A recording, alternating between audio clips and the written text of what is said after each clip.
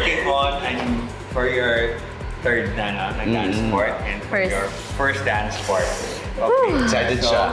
Yes, excited yan. Actually, excited kasi nakatrabaho na kita Yes, ngayon. finally. So, we're gonna work on tango.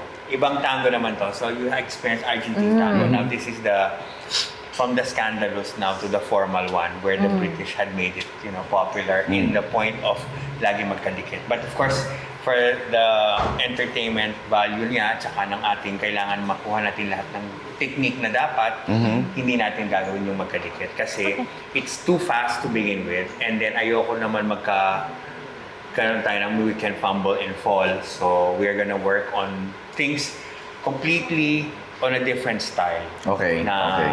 Magagawa natin lahat ng figures. So, ang isang magagawa natin maganda dito is mirror tayo lagi. Okay. Mirror ka lagi. So, whatever yung foot niya is right, left mo, na papunta sa promenade position lagi. So, ang promenade lagi kayo naka-V. So, starting natin muna na medyo sasakit yung mga arms ninyo is yung frame. Oh, here we So, go. the frame alone is going to be more on, yan, ito.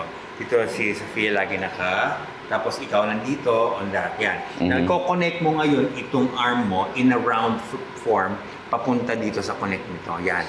Okay. So ito hindi lagi bababa yan. So forgive me kasi magkakaroon ng nalay ito. Basta pagka-muscle, okay ako. Yes. Sige. So, itong mga movement na to, lagi tayong magkaganto sa the whole of that. Of course, meron tayong mga konting breaks for making it more interesting. Yan. Okay. So, try natin muna mag-walk tayo ng isa. 1, 2, 3. Now, pag point natin, we can do a parang pas de bourrée. Go. Boom. And 2.